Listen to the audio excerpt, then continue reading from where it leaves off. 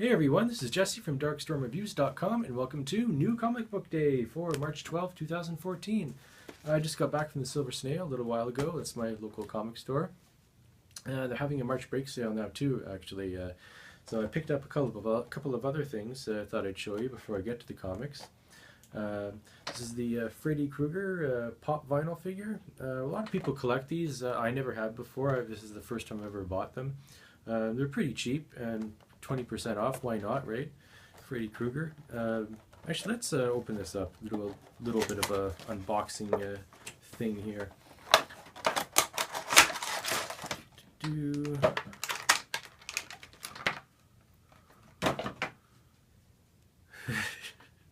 Does he move? He doesn't move.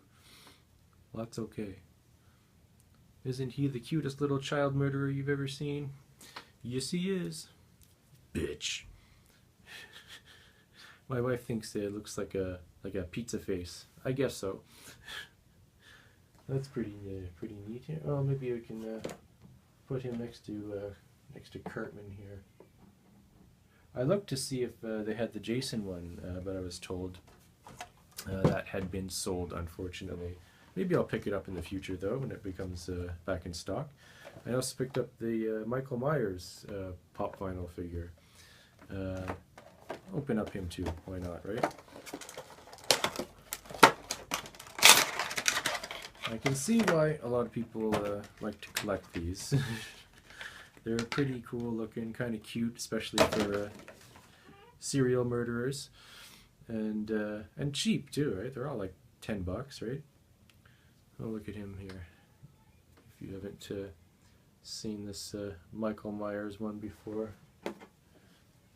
Fred Krueger there, all around.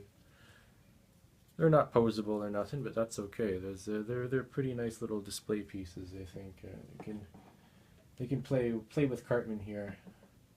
There we go. I don't know if you can see that too well, but there you go. Anyway, on to the comics. First up is Death Sentence number 6, which is the end of this arc, although it was originally supposed to be just 6 issues and that's it, but I just flipped to the end here and it says Death Sentence will return, so I will definitely be checking that out, I think, because this has been really interesting series, a lot of fun, about a sexually transmitted disease called G+. It's incurable, kills you in 6 months, but as an added bonus, before you go out, you get superpowers. Sexually transmitted disease that gives you superpowers and kills you in 6 months. Pretty interesting idea, I thought, and I've really been enjoying that. So there's that. And Hawkeye number, what is this? 17. I haven't bought a Hawkeye for a while. I was really enjoying it, and then David Aja left on art duties, and I kind of lost interest. He's back in here only on 2 pages, but I flipped through this and this actually looks pretty funny. Something about him falling asleep in front of the TV on Christmas, and then he's having, I guess, some kind of strange dreams about Christmas specials, cartoons or something. It looks pretty ridiculous, and something that I would probably enjoy. See some of the artwork there. I haven't read any of this yet, but it looks pretty funny. Where it was,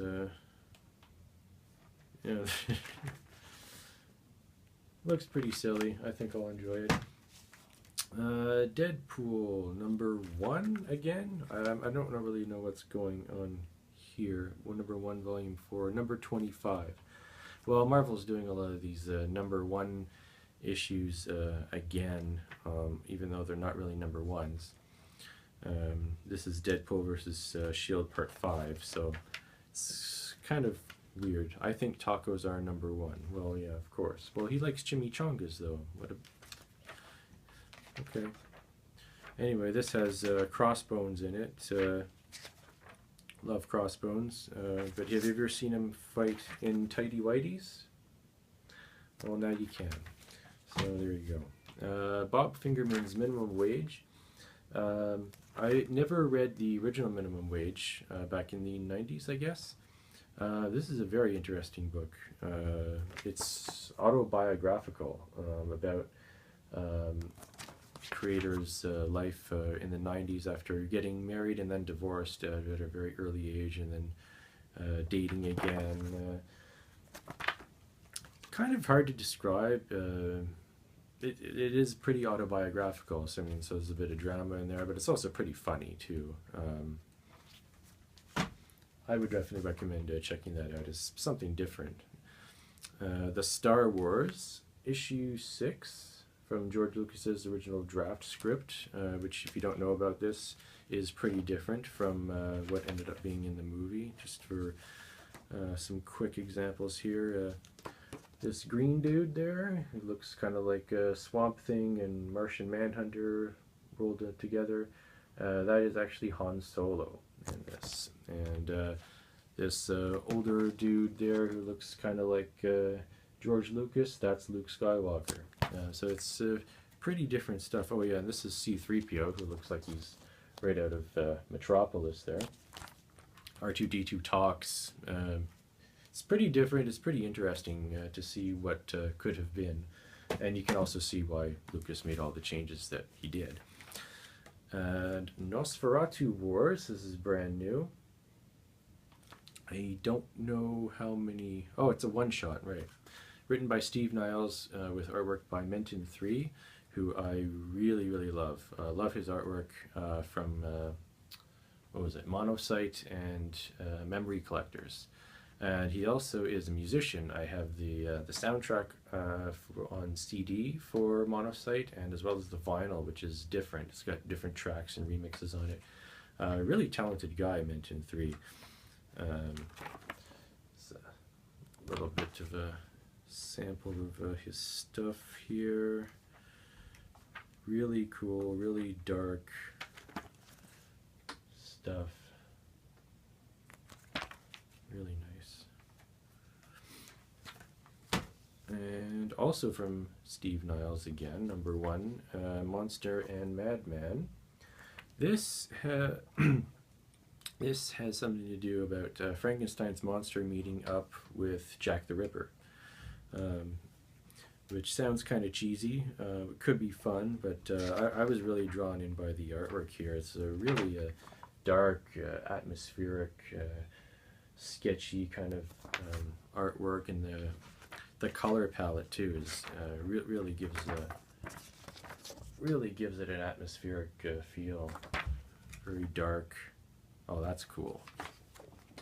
This panel here.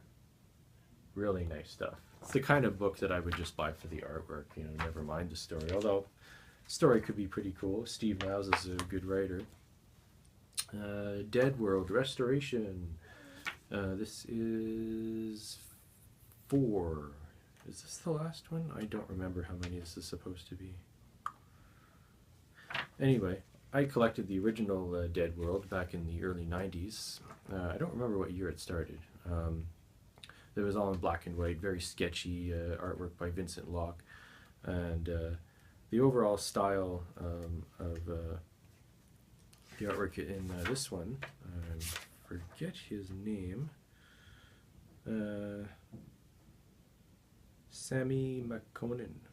Probably not pronouncing that right. But anyway, it's also pretty gruesome stuff.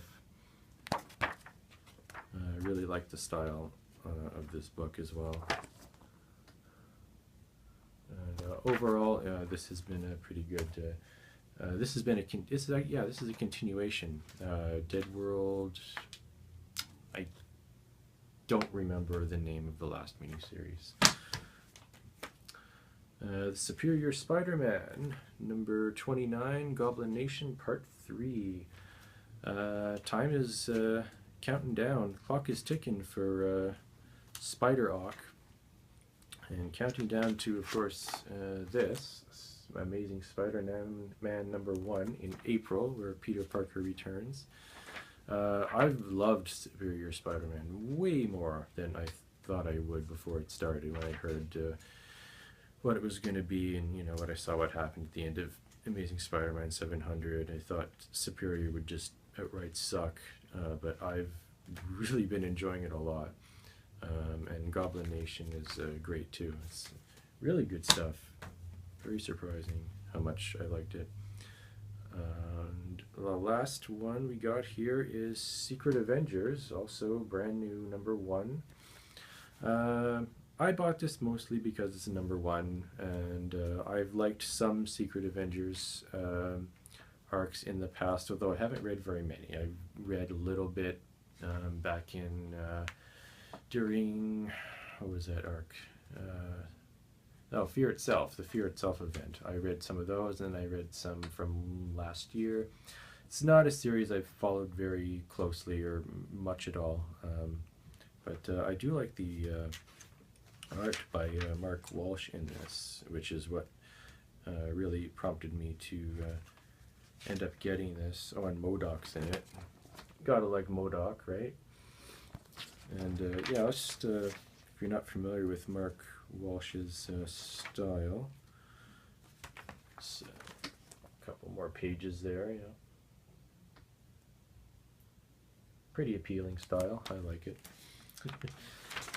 More ads for more X-Men stuff, Iron Man, Wolverine in the X-Men #1, yeah. Oh, that was it last week. I didn't get it though. Well, there you go. Oh, and then of course, Amazing Spider-Man #1. I'm looking forward to it, and not. But I guess Doc Ock's reign as the superior Spider-Man has to come to an end eventually. And that is about it. So, I don't know why I grabbed these. So that's about it. I will be doing reviews for 6 out of the 10 comics that I picked up today. That'll be on the website, darkstormreviews.com, under the title Bagged and Boarded, issue 22, which I hope to have up by Friday. That's about it. Oh, I am wearing my Big Darth Maul t-shirt here, because Ray Park was just announced as a guest for the Comic-Con that's going to be happening here in May in Ottawa, May 9, 10, 11. So I'm pretty excited about that. A lot of good guests. Ray Park, Bruce Campbell, who I'm most excited for. Can't wait to see Bruce Campbell. It's going to be awesome. So yeah, anyway, I'm Jesse from darkstormreviews.com. Thanks for watching, and see ya.